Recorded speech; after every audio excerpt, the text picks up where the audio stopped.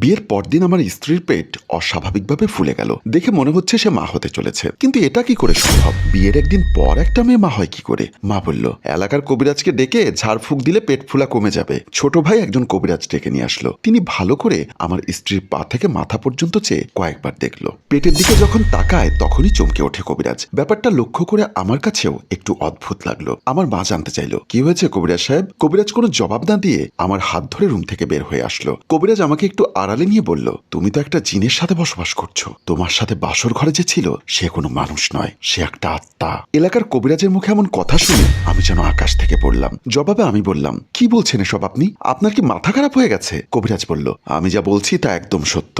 আমি কবিরাজকে বললাম, আপনি যা বলছেন তার প্রমাণ দিতে পারবেন তো? কবিরাজ আমাকে বলল, প্রমাণ আমাকে দিতে হবে না, প্রমাণ তুমি নিজেই পেয়ে যাবে। আমি বললাম, কি করে? সে বলল, তুমি তোমার স্ত্রীর কাছে তার পা দেখতে চাইবে। যদি সে সাধারণ কোনো মানুষ হয় তাহলে সহজেই সে তার পা তোমাকে দেখাবে, আর যদি না দেখায় তাহলে বুঝবে সে কোনো সাধারণ মানুষ নয়, সে হলো একটা ভয়ঙ্কর আত্মা, কারণ আত্মাদের পা উল্টো থাকে। আমি কবিরাজকে জিজ্ঞাসা করলাম, তার পেট ফুলে যাওয়ার কারণ কি? উত্তরে সে বলল, সে সত্যি মা হতে চলেছে। আমি অবাক হয়ে বললাম, কিন্তু এটা কি করে সম্ভব? বিয়ের একদিনের মধ্যে মা কিভাবে হওয়া যায়? সে বলল, এটার ব্যাখ্যা আমার জানা নেই। আমি কবিরাজকে আরো জিজ্ঞাসা করলাম, আচ্ছা আমি কি বিয়ে করেছি একটা আত্মাকে? কবিরাজ বলল, না, তুমি বিয়ে করেছো একটা মানুষকেই, কিন্তু ওই আত্মাটা তোমার বিবাহিতা স্ত্রীকে সরিয়ে তার জায়গাটা দখল করে আছে। কবিরাজ আমাকে জিজ্ঞাসা করলো, বিয়ের দিন রাস্তায় কোথাও বিয়ের গাড়ি থামিয়েছিলাম কিনা। আমি তাকে বললাম, জঙ্গলের ভিতরে বড় গাছটার নিচে এসে গাড়িটা নষ্ট হয়ে যায়, তাই গাড়িটা সেখানে থামানো হয়েছিল, আর আমিও ড্রাইভারকে গাড়ি ঠিক করতে সাহায্য করেছিলাম। কবিরাজ আমাকে জানালো,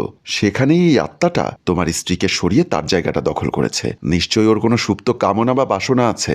বলেই মেইন দরজার দিকে পা বাড়ালো। আমিও তার পিছু নিলাম। মেইন দরজার সামনে আসতেই কবিরাজ আবারও থমকে দাঁড়ালো। চোখ বড় বড় করে পিছন ফিরে বাসার চতুর্দিকে তাকালো। আমি জানতে চাইলাম, কি হয়েছে কবিরাজ সাহেব? কবিরাজ বলল আমাকে, এখনই যেতে হবে, আমাকে কিছু তাবিজ সাথে নিয়ে আসতে হবে। তুই এই বাসা থেকে কোথাও যাস না, তোর মা ভয় পাবে, তোর মায়ের উপর খারাপভাবে আক্রমণ করতে পারে। কথাটি শোনা মাত্র আমি চমকে উঠলাম। কবিরাজ দরজা খোলার জন্য দরজায় হাত বাড়ালো, কিন্তু দরজা খুলতে পারছে না। যতই টানাটানি করছে কিছুতেই দরজা খুলতে পারছে না। মনে হচ্ছে দরজার অপর প্রান্ত থেকে কে যেন দরজাটা টান দিয়ে ধরে রেখেছে।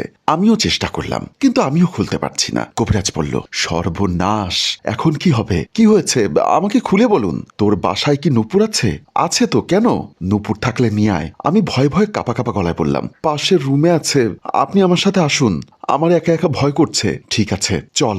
আমি আর কবিরাজ পাশের রুমের দিকে পা বাড়ালাম। কবিরাজের হাতে একটা নুপুর তুলে দিলাম, কিন্তু কবিরাজের কথাগুলো আমি কোনোভাবেই বিশ্বাস করতে পারছিলাম না। কবিরাজ বিড়বিড় করে কি যেন মন্ত্র পড়ে নুপুরের উপর ফু দিতে লাগলো। আমি তার দিকে হা করে তাকিয়ে আছি। কবিরাজ চোখ বন্ধ করে মন্ত্র পড়েই যাচ্ছে আর নুপুরের উপর একটা একটা করে ফু দিচ্ছে। হঠাৎ চোখ খুলে আমার হাতের উপর নুপুরটা দিয়ে বলল, এই নুপুরটা তোর বউয়ের পায়ে পরিয়ে দিবি। আমি জানতে চাইলাম, তাহলে কি ওর পেট ফোলা কমে যাবে? আরে বোকা, তোর বউয়ের উপর যে খারাপ আত্মা ভর করেছে সেই আত্মাই বাসা থেকে বিদায় হয়ে যাবে, তোর স্ত্রী চিরদিনের জন্য মুক্তি পাবে। কবিরাজের কথা শুনে কিছুটা ভালো লাগলো। তাকে বললাম, আপনি ড্রয়িং রুমে বসুন, আমি নুপুরটা পরিয়ে আসছি। বলেই রুম থেকে বের হয়ে গেলাম। বেডরুমের সামনে আসতেই আমার মা রুম থেকে বের হয়ে আমাকে বলল, বৌমার অবস্থা ভালো না। কবিরাজ সাহেব কি বলল? আমি মাকে কি বলবো, সত্য বলবো না মিথ্যা বলবো ভেবে কুলকিনারা পাচ্ছিলাম না, কারণ সত্য বললে মা ভয় পেতে পারে, তাই মিথ্যার আশ্রয় নিয়ে বললাম, তিনি এখনো যাননি, আমাদের বাসায় আছেন, একটা সমাধানের চেষ্টা করছে। বলেই বেডরুমের ভেতরে ঢুকে গেলাম। মা তার রুমের দিকে চলে গেল। বেডরুমের ভেতরে ঢুকে দেখলাম নীলাভ বিছানার পাশে হেলান দিয়ে বসে হাঁপাচ্ছে। আমি ভয়ে ভয়ে বিছানার কাছে আসলাম। কাপা কাপা গলায় বললাম, আপনার পা দুটো বের করুন তো। আমার কথা শুনে নীলা যেন আকাশ থেকে পড়ল আর বলল, পা কেন? আমি বললাম, আপনার জন্য নুপুর এনেছি, আপনাকে নিজ হাতে পরিয়ে দিব। নীলা আমতা আমতা করে বলল, না না, এখন পড়াতে হবে না, আপনি টেবিলের উপর রেখে দিন, আমি সকালে পরে নিব। নীলার কথা শুনে এবার আমার সন্দেহ আরো গভীর হলো। আমি মনে মনে বললাম, এখন পা না দেখালেও রাতে যখন তুমি ঘুমিয়ে পড়বে তখন আমি লুকিয়ে হলেও তোমার পা দেখবই। আমাকে দেখতেই হবে এই কবিরাজ যা পড়ল তা সত্য কিনা।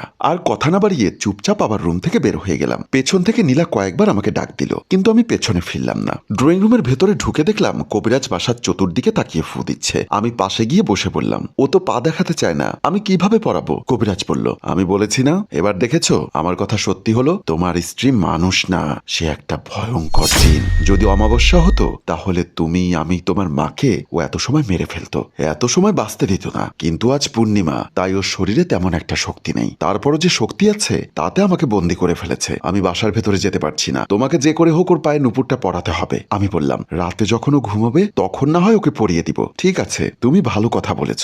এমন সময় লক্ষ্য করলাম ড্রয়িং রুমের পর্দার বাহিরে কে যেন পর্দার আড়ালে দাঁড়িয়ে আমাদের দিকে তাকিয়ে আমার আর কবিরাজের কথা শুনছে। আমি কে কে বলতেই দৌড়ে বাসার ভিতর চলে গেল। কবিরাজ বলল, কি হয়েছে, তুমি কাকে দেখেছো? আমি পর্দার আড়ালে কাকে যেন দাঁড়িয়ে থেকে আমাদের কথা শুনতে দেখেছি। আমি ডাক দিতেই সে পালিয়ে গেল। ওটাই সেই বজ্জিন। তোমার আম্মাকে কিছু বলেছো?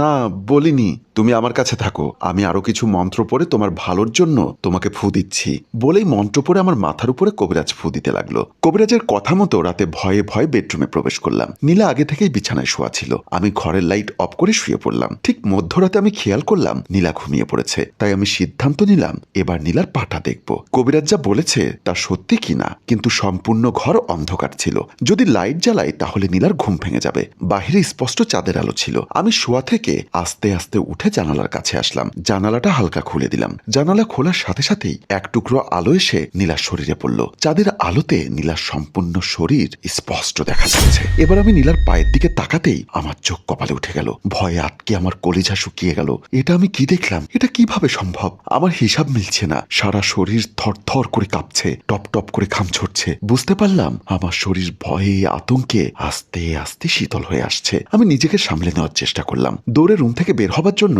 দরজার কাছে আসলাম, কিন্তু দরজা খুলতে পারছি না। ভয়টা আরো দ্বিগুণ বেড়ে গেল। দরজা ধরে অনেক টানাটানি করছি, কিন্তু কোনোভাবেই দরজা খুলতে পারছি না। চিৎকার দিয়ে ডাক দিলাম, কিন্তু আমার গলা থেকে কোনো আওয়াজ বের হচ্ছে না। হঠাৎ চোখ পড়ল বিছানার উপর। আমি চমকে উঠে দেওয়ালের সাথে ধাক্কা খেলাম। প্রিয় ভিউয়ার্স, আমি দেওয়ালের সাথে আঘাত খেয়ে সেন্সলেস হয়ে আস্তে আস্তে ফ্লোরে পড়ে যেতে লাগলাম। এরপর আমার সাথে কি হয়েছিল, আমি কি দেখতে পেয়েছিলাম জানতে চাইলে অবশ্যই কমেন্ট করুন। আপনাদের কমেন্টের উপর নির্ভর করে আমি দ্বিতীয় পর্ব নির্মাণ করব।